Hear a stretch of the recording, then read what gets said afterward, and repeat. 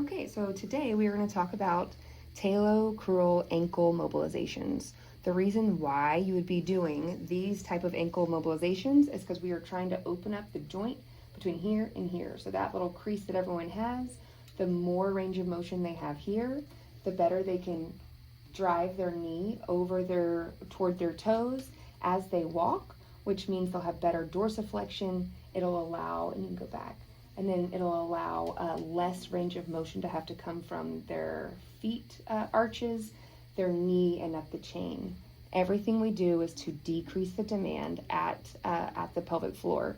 So if someone has bunions, it means that they always add more weight to the inside of their foot, and I want it to be evenly distributed throughout the whole system. And we're also giving that tibial nerve on the inside of their foot more mobility as well without stretching it. So to set this up, the band always has to be in the downward angle from here, because we're literally taking this talus, taking the tibia and pulling it back as her knee goes over her fourth toe.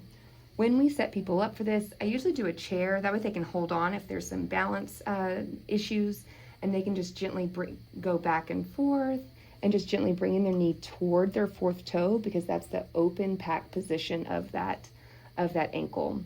I typically do this on almost everyone because I have found patterns that most people are overly strenuating the inside of their pelvic floor because they have to make it up for in different joints, and the ankle's one of them. So we usually set this up for a minute because I find that a minute is plenty of time. And the goal is to just continue to have more range of motion so they can have a better heel strike and toe off when they are walking. One of the most important things about this particular exercise is that the ankle, the band must be below bilateral malleoli. So it has to be at that kink, meaning their shoe has to be off. Otherwise, we're usually going on the outside of that shoe tongue, and then they're not able to get that mobility here. If you have it too high, then it's not terrible, but it's definitely not in the joint space. And was that everything? All right, thank you so much. You are fearfully and wonderfully made.